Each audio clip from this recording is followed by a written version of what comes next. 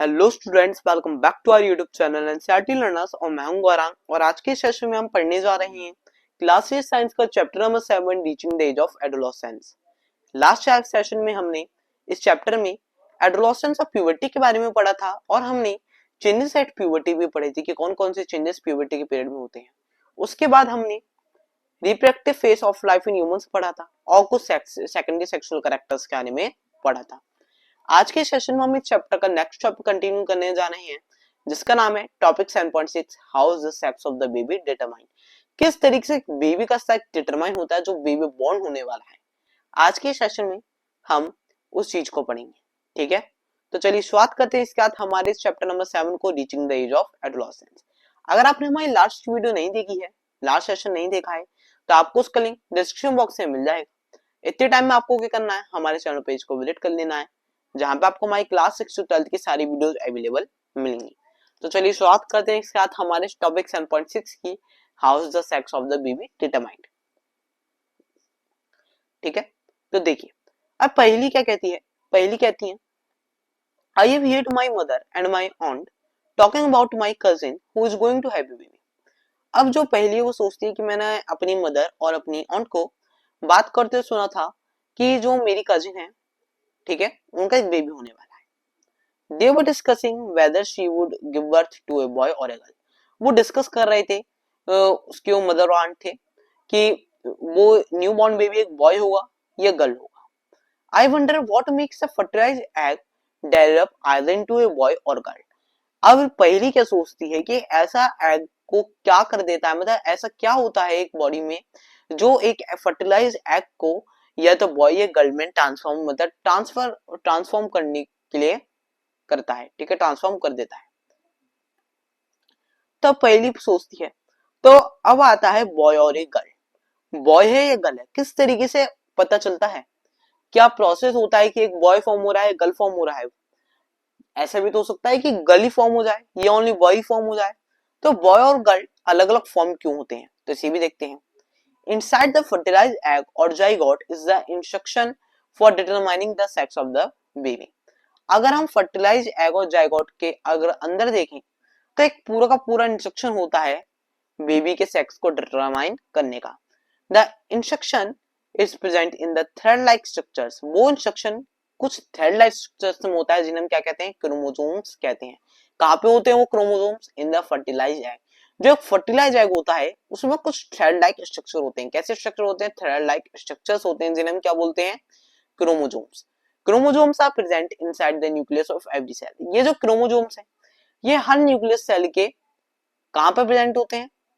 हर एक सेल के न्यूक्लियस में प्रेजेंट होते हैं। ये जो क्रोमोसोम्स हैं हर एक सेल के न्यूक्लियस में फॉर्म होते हैं, मतलब प्रेजेंट होते हैं। All human beings have 23 pairs of chromosomes in the nuclei of their cells. अब हर ह्यूमन बीइंग की हम बात करें, एवरी ह्यूमन बीइंग, ठीक है, कोई एक नहीं दो नहीं, सारे ह्यूमन बीइंग्स के पास ये 23 पेयर्स होते हैं क्रोमोसोम्स के। कौन कितने पेयर होते हैं? 23 पेयर्स होते हैं क्रोमोसोम्स के उनके सेल्स में, उनके सेल्स की न्यूक्ली में। मतलब हर सेल्स के एक न्यूक्ली में 23 पेयर्स होते हैं क्रोमोसोम्स के। 2 chromosomes out of these are sex chromosomes. लेकिन इन 23 पेयर्स में से 2 क्रोमोसोम क्या होते हैं जिन्हें हम क्या कहते हैं, उन 2 क्रोमोसोम्स को हम कहते हैं सेक्स क्रोमोसोम्स। ठीक है, इन 23 पेयर्स ऑफ क्रोमोसोम्स में 2 क्रोमोसोम्स ऐसे होते हैं जिन्हें हम क्या कहते हैं, सेक्स क्रोमोसोम्स कहते हैं, जिन्हें हम क्या कहते हैं, X and Y. A female has 2 X chromosomes. अगर हम फीमेल में बात करें तो फीमेल के पास कितने क्रोमोसोम्स होते हैं? ये 2 एक्स क्रोमोसोम्स होते हैं जिन्हें हम क्या कहते हैं, सेक्स क्रोमोसोम्स। तो फीमेल में 2 एक्स क्रोमोसोम्स होते हैं और अगर मेल में बात करें तो मेल में एक एक्स क्रोमोसोम होता है और एक वाई क्रोमोसोम होता है। The gametes eggs and sperms have only one set of chromosomes. लेकिन जो गैमेट्स आते हैं, ठीक है, एग और स्पर्म, जो एग फीमेल होता है, फीमेल गैमेट, और स्पर्म जो मेल गैमेट होता है, उनके पास ओनली एक ही सेट होता है क्रोमोसोम्स का। कौन सा? या तो एक्स एक्स या और एक्स वाई। ठीक है, so the unfertilized egg always have one X chromosome but sperms are of 2 kinds. ठीक है, तो देखिए ये जो गैमेट्स होते हैं एग और स्पर्म्स, इनके पास ओनली वन सेट होता है क्रोमोसोम्स का। लेकिन जो अनफर्टिलाइज एग होता है, जो एग फर्टिलाइज नहीं होता, उसके पास ओनली एंड ओनली एक एक्स क्रोमोजोम होता है। कौन सा क्रोमोजोम होता है? एक्स क्रोमोजोम होता है। मतलब जो फर्टिलाइज एग नहीं है, जो अभी तक फर्टिलाइज नहीं हुआ है, उसमें एक एक्स क्रोमोजोम होता है, उसमें कोई पेयर नहीं होता। But sperms are of two kinds, लेकिन जो स्पर्म्स होते हैं वो टू काइंड्स के होते हैं, अलग अलग तरीके के होते हैं दो। One kind has x chromosome, एक काइंड का जो स्पर्म होता है उसके पास क्या होता है? एक्स क्रोमोजोम होता है, ओनली एक्स क्रोमोजोम। और दूसरे काइंड का जो स्पर्म होता है उसमें कौन सा क्रोमोजोम होता है? वाई क्रोमोजोम होता है। See the figure 7.4. When a sperm containing X chromosome fertilizes the egg, the zygote would have two X chromosomes and develop into a female child. If the sperm contributes a Y chromosome to the egg ovum at fertilization, the zygote would develop into a male child. अब आप इसे figure की मदद से समझने की कोशिश कीजिएगा। इस फिगर 7.4 से देखिए, ये स्पर्म है और ये एग है, ठीक है। एग में इन्होंने बताया कि आपके पास एग में जो होता है ओनली वन क्रोमोजोम होता है। क्या होता है? एक्स में ओनली एक क्रोमोजोम होता है, जिसे हम क्या कहते हैं? एक्स क्रोमोजोम कहते हैं। तो एग में एक्स क्रोमोजोम प्रेजेंट है। अब जब स्पर्म दो टाइप के थे, एक वाई क्रोमोजोम, एक एक्स क्रोमोजोम। तो जब वाई क्रोमोजोम वाला स्पर्म जो है वो एग के साथ फर्टिलाइज होगा तो क्या फॉर्म होगा? तो एक्स वाई क्रोमोजोम के साथ कौन फॉर्म होगा? वाई फॉर्म होगा। और जब एक्स क्रोमोजोम वाला जो स्पर्म है, कौन सा है? कौन सा स्पर्म? जिसमें एक्स क्रोमोजोम है, जब वो एक्स के साथ फर्टिलाइज होगा, एक्स वाले एग के साथ फर्टिलाइज होगा तो क्या फॉर्म होगी? एक गर्ल, ठीक है। तो आप कह सकते हैं जब एक्स और वाई क्रोमोजोम एक साथ आते हैं तो कौन बनता है? बॉय। और जब एक्स और एक्स एक साथ आते हैं तो कौन फॉर्म होता है? गर्ल, ठीक है। So now you know that the sex chromosomes of the father determine the sex of an unborn baby. तो अब आप इससे कह सकते हैं कि जो सेक्स होता है, सेक्स क्रोमोसोम जो फादर के स्पर्म से आए होते हैं, वो ही एक अनबॉर्न बेबी का सेक्स को डिटरमाइन करवाने में हेल्प करते हैं। The believe that the mother is responsible for the sex of her baby is completely wrong and to blame her for this is totally unjustified. अगर हम ये कहें कि फीमेल जो मदर है वो बेबी के सेक्स के लिए रिस्पॉन्सिबल है, कि ये लड़की हुई है लड़का हुआ है, वो अगर वो रिस्पॉन्सिबल है, तो ये पूरा का पूरा बिलीफ बिल्कुल गलत है। क्योंकि जो स्पर्म्स के ऊपर डिपेंड होता है कि कौन सा स्पर्म एग के साथ फर्टिलाइज होगा। सो स्पर्म कहां से आता है? मेल गैमेट होता है, स्पर्म मेल से आता है। तो पूरी की पूरी तरीके से जो फादर होते हैं वो रिस्पॉन्सिबल होते हैं सेक्स के, चाइल्ड के सेक्स के लिए, ठीक है। सो इसमें यही था, पढ़ते हैं हम आगे। Topic 7.7 hormones other than sex hormones. अब देखिए, ये तो हमने सेक्स क्रोमोसोम्स के आने में पढ़ा। अब इसके अलावा कुछ और ऐसे हार्मोन्स भी होते हैं। सेक्स हार्मोन्स के बारे में भी हमने पढ़ा था अभी, टेस्टोस्टेरोन और एस्ट्रोजन के बारे में। उसके अलावा कुछ और भी हार्मोन्स होते हैं हमारी बॉडी में जो सेक्स हार्मोन्स में मेल रोल नहीं निभाते, अलग होते हैं सेक्स हार्मोन से, तो इन्हें भी देख लेते हैं। Look at figure 7.3 again. आपने यहाँ पे एक फिगर 7.3 देखी थी, आप इसे दोबारा देख ही सकते हैं। देखिए, मैं भी आपको दिखा देता हूँ एक बार, पीछे रह गई थोड़ा, देखिए। तो ये फ्लो चार्ट आपने देखा था, आप इसे दोबारा पढ़ेंगे अपनी पास बुक से। The hormone secreted by the pituitary gland stimulate testis and ovaries to produce their hormones. आपने इस फ्लो चार्ट की मदद से समझा था कि जो हार्मोन्स, जो पिट्यूटरी ग्लैंड जो हार्मोन्स को रिलीज करता है, जिन हार्मोन्स को सेक्रेट करता है, वो टेस्टिस और ओवरीज को स्टिमुलेट करते हैं कि वो हार्मोन और हार्मोन्स को प्रोड्यूस करें। और टेस्टिस और ओवरीज कौन से हार्मोन्स को बनाते हैं? टेस्टिस टेस्टोस्टेरोन को और ओवरीज एस्ट्रोजन को, ठीक है। ये हार्मोन्स क्या करते हैं? एक ह्यूमन की बॉडी में अलग अलग चेंजेस को लाते हैं। You have already learn that the pituitary gland is an endocrine gland. आपने ये भी पढ़ रखा है कि जो पिट्यूटरी ग्लैंड है वो एक एंडोक्राइन ग्लैंड है।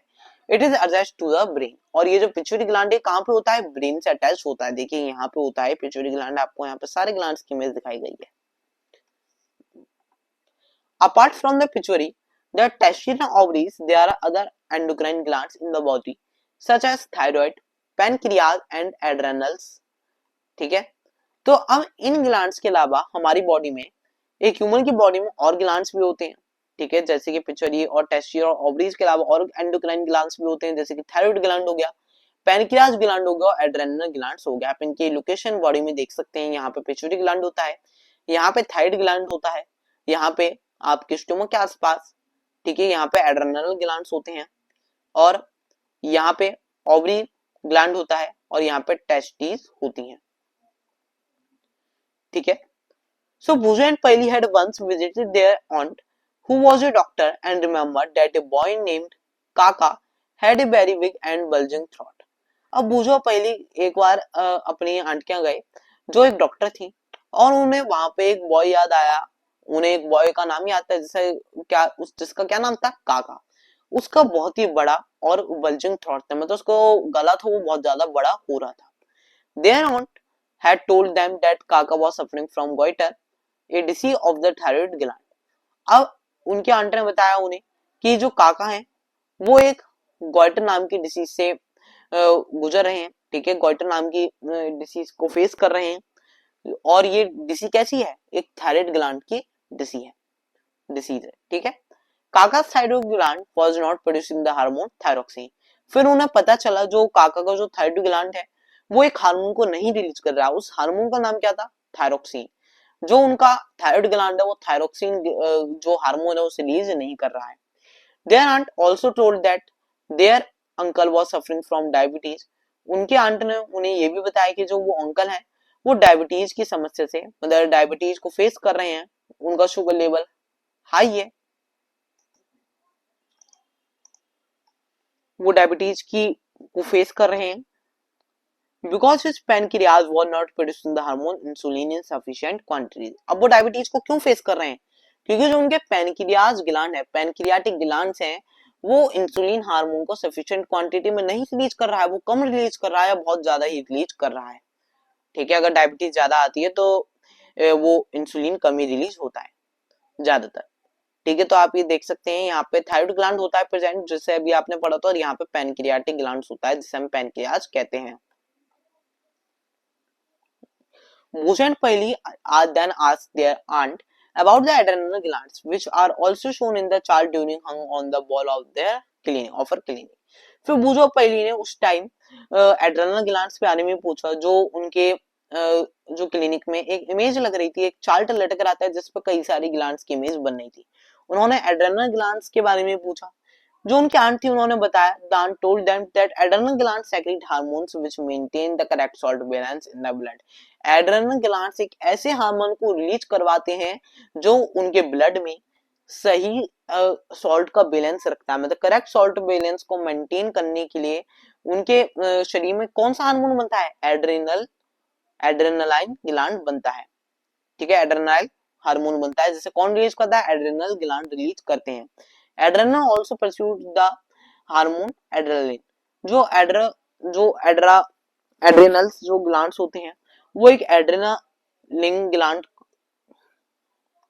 ठीक है, एक मिनट, हाँ, वो एक एड्रेनलाइन ग्लैंड को और रिलीज करता है। ये एड्रेनलाइन हार्मोन क्या करता है, ये एड्रेनलाइन हार्मोन बॉडी में स्ट्रेस को एडजस्ट करने के काम आता है। जब कोई भी इंसान बहुत ज्यादा उसमें आ जाता है, ओवर चिंतित हो जाता है, आप कह सकते हैं, ठीक है, बहुत ज्यादा सैड हो जाता है या फिर बहुत ज्यादा एक्साइटेड हो जाता है, मतलब एम्बेरस हो जाता है, जब कोई भी सिचुएशन ऐसी आती है जब इंसान बहुत ज्यादा घबराया हुआ हो जाता है, तब ये एड्रेनलाइन ग्लैंड प्रोड्यूस होता है, ये एड्रेनलाइन हार्मोन प्रोड्यूस होता है, और ये जो एड्रेनल ग्लैंड्स होते हैं यही इसे प्रोड्यूस करवाते हैं, ठीक है। It helps the body to adjust the stress when one is very angry, embarrassed or worried. और ये जो एड्रेनलाइन हार्मोन होता है ये बॉडी में स्ट्रेस को एडजस्ट करने के काम आता है, जब कोई भी ह्यूमन, कोई भी पर्सन बहुत ज्यादा एंग्री होता है या एम्बेरस होता है, फिर बहुत ज्यादा चिंतित हो जाता है। Thyroid and adrenals secrete their hormones which when they receive orders from the pituitary through its hormones। और थायराइड और एड्रेनल ग्लैंड्स जो हैं ये भी अपने उन हार्मोन्स को तभी रिलीज करते हैं जब उन्हें पिट्यूटरी ग्लैंड ऑर्डर देता है कि आप इस वाले हार्मोन को रिलीज करवाइए। जब तक पिट्यूटरी ग्लैंड उस हार्मोन को रिलीज करने के लिए नहीं कहेगा तब तक ये ग्लैंड्स भी उस हार्मोन्स को रिलीज नहीं करते हैं। Pituitary also secrete growth hormone. Pituitary gland जो है वो ग्रोथ हार्मोन को भी सेक्रेट करता है which is necessary for the normal growth of a person. और ये ग्रोथ हार्मोन ही नॉर्मल ग्रोथ के लिए, जो पर्सन की नॉर्मल होती रहती है, उसके लिए इंपॉर्टेंट होता है। अगर ग्रोथ हार्मोन रिलीज नहीं होगा तो आपकी ग्रोथ बिल्कुल रुक जाएगी। अब बुजू क्या कहता है, बुजू कहता है are there hormones in other animals also, क्या अदर एनिमल्स में भी हार्मोन्स होते हैं? Have they any role to play in reproduction, क्या और एनिमल्स में भी रिप्रोडक्शन के प्रोसेस के लिए इनका कोई रोल होता है हार्मोन्स का? तो इसे भी देख लेते हैं। तो फिगर, ठीक है। So topic 7.8 roles of hormone in completing the life history of insects and frogs. अब किस तरीके से हार्मोन्स एक इंसेक्ट और फ्रॉग्स की हिस्ट्री को कंप्लीट करने में काम आते हैं। You have already learned about the life cycle of the frog. आपने फ्रॉग की लाइफ साइकिल के बारे में पहले से पढ़ रखा है। The tadpole passes through certain stages to become a frog. जैसे कि आपने चैप्टर 6 में पढ़ा था कि जो टैडपोल है वो भी अलग अलग सर्टेन स्टेजेस से निकलता है ताकि वो एक फ्रॉग में बदल सके। टैडपोल क्या है? एक पहले वाला रूप होता है फ्रॉग का बनने से पहले, ठीक है, यंग एज में, जिसे आप बोल सकते हैं इन्फेंट वाली जो एज होती है, ठीक है। They change larva from they'll change from larva to adult is called metamorphosis। Metamorphosis, ठीक है। तो ये जो चेंज होता है उसका लार्वा से एडल्ट में बनना, उस पूरी प्रोसेस को हम क्या कहते हैं? उस पूरे प्रोसेस को हम क्या कहते हैं? मेटामॉर्फोसिस, ठीक है। पूरी प्रोसेस में एक जो लार्वा होता है, लार्वा जो होता है वो एडल्ट में बदलता है, उस पूरे प्रोसेस को मेटामॉर्फोसिस कहते हैं। जैसे कि आप फिगर 6.10 में देख सकते हैं यहाँ पे, ठीक है। Metamorphosis in insects is controlled bye insect hormones. अब अगर हम इंसेक्ट्स में बात करें तो जो मेटामॉर्फोसिस के प्रोसेस होती है वो इंसेक्ट के हार्मोन्स कंट्रोल करते हैं। In a frog it is controlled by thyroxine. अगर फ्रॉग में बात करें तो थायरोक्सिन होता है, जो कौन से ग्लैंड आपने भी ह्यूमंस में भी पढ़ा था, कौन प्रोड्यूस करता है थायरोक्सिन हार्मोन को? थायराइड ग्लैंड प्रोड्यूस करता है। तो इंसेक्ट्स में जो हार्मोन होता है वो इंसेक्ट हार्मोन, जो इंसेक्ट में जो हार्मोन होता है वो उनकी ग्रोथ करवाता है। और अगर हम फ्रॉग में बात करें तो थायरोक्सिन हार्मोन होता है जो थायराइड ग्लैंड के द्वारा रिलीज किया जाता है, वो फ्रॉग में ग्रोथ करवाता है। The hormone produced by thyroid. Thyroxine production requires the presence of iodine in water. अब थायरोक्सिन के प्रोडक्शन के लिए आयोडीन की रिक्वायरमेंट होती है, ठीक है। तो इसका मतलब ये है, आपने देखा होगा रिवर्स में कई बार टैडपोल जैसे छोटे छोटे से व्हाइट कलर के स्ट्रक्चर से आपने हो सकता है रिवर में देखे होंगे, उन्हें टैडपोल कहते हैं। व्हाइट और येलो से कलर के होते हैं वो थोड़े। तो वो जो टैडपोल है वो तभी एक फ्रॉग में चेंज होगा, तभी एक फ्रॉग में ट्रांसफॉर्म होगा जब जिस रिवर के वाटर में वो जो टैडपोल है वो है, जब उस रिवर के वाटर में क्या होगा? आयोडीन प्रेजेंट होगा। अगर उस रिवर में आयोडीन प्रेजेंट नहीं है, जहां पे भी जिस भी वाटर बॉडी में अगर उसमें आयोडीन प्रेजेंट नहीं है, तो जो फ्रॉग है, ठीक है, जो लार्वा है वो फ्रॉग में नहीं चेंज होगा, एक एडल्ट नहीं बन पाएगा। वो टैडपोल जो है वो एक उसमें नहीं बन पाएगा, ठीक है। If the water in which the tadpoles are growing does not contain sufficient iodine, the tadpoles cannot become adults। अगर उस पानी में, वही जो मैंने आपको बताया, जिस पानी में टैडपोल है, अगर उस पानी में आयोडीन नहीं है, सफिशिएंट अमाउंट ऑफ आयोडीन, तो जो टैडपोल है वो एडल्ट नहीं बन पाएंगे। अब बुझू कहता है if people do not have enough iodine in their diet will they have goiter caused by the lack of thyroxine। yes। अब बुझो आपसे पूछ रहा है अब कि अगर उनकी डाइट में, अगर पीपल की डाइट में आयोडीन सफिशिएंट नहीं होगा, इनफ आयोडीन नहीं होगा, तो क्या उन्हें गोइटर हो जाएगा? क्या उन्हें थायरोक्सिन की लैक की वजह से गोइटर हो जाएगा? क्या उन्हें गोइटर नाम की बीमारी हो जाएगी? यस, बिल्कुल हो जाएगी, क्योंकि थायरोक्सिन कहां से बनना है? थायराइड ग्लैंड से बनना है। थायराइड ग्लैंड को क्या चाहिए थायरोक्सिन बनाने के लिए? आयोडीन चाहिए। और जब लोगों के बॉडी में आयोडीन ही नहीं होगा तो उन्हें क्या होगा? थायरोक्सिन नहीं बनेगा। और थायरोक्सिन नहीं बनेगा तो जो उनका जो नेक है, नेक में जो उनका थायराइड ग्लैंड है वो बड़ा हो जाएगा, बल्ज होने लगेगा, और उन्हें गॉइटर की समस्या, उन्हें गॉइटर को फेस करना पड़ेगा। अब आती है आपकी activity 7.3। Collect information from magazines or from doctors and paper a note on the importance of consuming iodized salt। अब आप क्या करेंगे?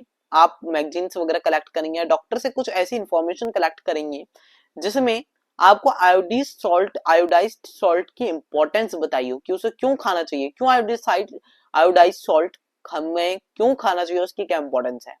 You can also look for this information on the internet. आप इस इंफॉर्मेशन को इंटरनेट पे भी देख सकते हैं। ठीक है, तो अब आता है आपका next topic, topic 7.9, reproductive health. किस तरीके से जो हेल्थ है वो इस रिप्रोडक्टिव मैच्योरिटी को मेंटेन करके रखती है। तो इस टॉपिक 7.9 को हम नेक्स्ट वीडियो में कंटिन्यू करेंगे। नेक्स्ट सेशन का लिंक आपको डिस्क्रिप्शन बॉक्स में मिल जाएगा। इतने टाइम में आपको क्या करना है, हमारे चैनल पेज को विजिट कर लेना है, और अगर वीडियो अच्छी लगी तो वीडियो को लाइक करने में बिल्कुल मत जाइएगा और शेयर भी कर दीजिएगा। आपके लाइक और सब्सक्राइब से हमें इंस्पिरेशन मिलती है कि हम आप लोगों के लिए ऐसी वीडियो बनाते हैं। So subscribe our channel. Thanks for watching. Have a nice day.